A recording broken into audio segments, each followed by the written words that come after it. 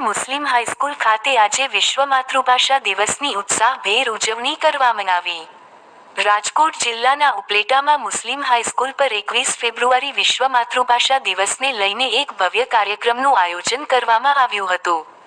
ગુજરાતમાં પ્રાથમિક કે માધ્યમિક શિક્ષણ ગુજરાતી ભાષા પર બાળકના વિચારમાં મગજમાં કાયમ માટે અંકિત રહે અને તેનો મૌલિક વિકાસ માટે ગુજરાતની શાળાઓમાં માતૃભાષાનું શિક્ષણ જરૂરી હોય, જેથી વિદ્યાર્થીઓને ગુજરાતી ભાષાનું નેતૃત્વની પૂરેપૂરી સમજણ કરાવવા આજે ઉપલેટા મુસ્લિમ હાઈસ્કૂલ ખાતે વિશ્વ માતૃભાષાની ઉજવણી કરવામાં આવી હતી।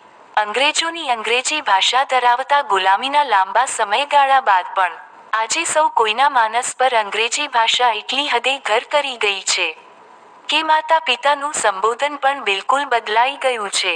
ભૂતકાળ બની ગયેલા માતા પિતાના સંબોધનમાં હવે માતાને મોમ, મમ અને પિતાને ડેડ અને ડેડીનું ટૂંકું નામ આપી આધુનિક દેખાવવાની ઘેલછા નવી પેઢીમાં આવી ચૂકી છે।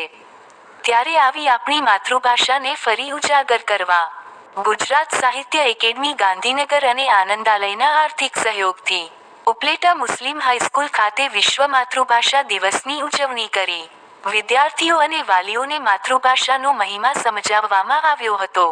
સાથે સાથે શાળામાં ગુજરાતી પુસ્તકોનું પ્રદર્શન પણ યોજવામાં આવ્યું હતું, જેને નિહાળવા અને સમજવા સ્કૂલના વિદ્યાર્થીઓ, શિક્ષકો સહિત બાળકોના વાલીઓ અને અન્ય લોકો બહોળી સંખ્યામાં એકત્રિત થયા હતા।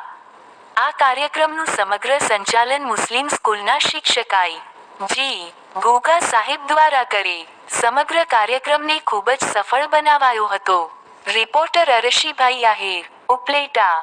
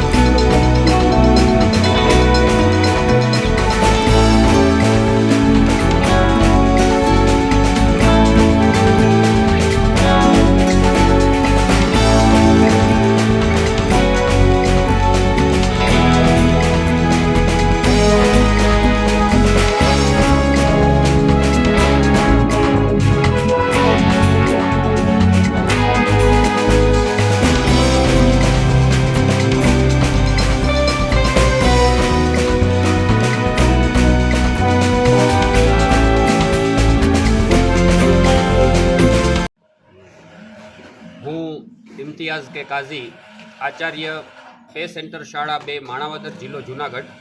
આજે રાજકોટ જિલ્લાના ઉપલેટા તાલુકાની ઉપલેટા શહેરમાં આવેલી મુસ્લિમ હાઈસ્કૂલ ઉપલેટા ખાતે 21મી ફેબ્રુઆરીએ વિશ્વ માતૃભાષા દિનની રંગે ચંગે ઉત્સાહભેર ઉજવણી કરવામાં આવી। સૌપ્રથમ તો કાર્યક્રમની શરૂઆતમાં શાબ્દિક સ્વાગત છે એ શાળાના આચાર્ય શ્રી સેરસિયા સાહેબે કર્યું। સમગ્ર કાર્યક્રમનું સંચાલન આઈજી ઘોઘા સાહેબે કર્યું, તેમજ ગોસ્વામી સાહેબ તેમજ મુખ્ય વક્તા એવા મકવાણા સાહેબની પણ વિશેષ ઉપસ્થિતિ રહી। મુસ્લિમ હાઈસ્કૂલના ધોરણ 9થી 12ના વિદ્યાર્થીઓએ આ કાર્યક્રમ માણ્યો, સાથે મેનેજમેન્ટ કમિટી અને વાલીઓની પણ વિશેષ ઉપસ્થિતિ રહી। વિશ્વ માતૃભાષા દિનની ઉજવણી નિમિત્તે ગુજરાત સાહિત્ય અકાદમી ગાંધીનગરના આર્થિક સહયોગથી અને આનંદાલયના સહયોગથી આ કાર્યક્રમ સફળ બન્યો। કાર્યક્રમમાં પુસ્તકોનું પણ જે છે એ પ્રદર્શન રાખવામાં આવ્યું, જે વિદ્યાર્થીઓએ નિહાળ્યું।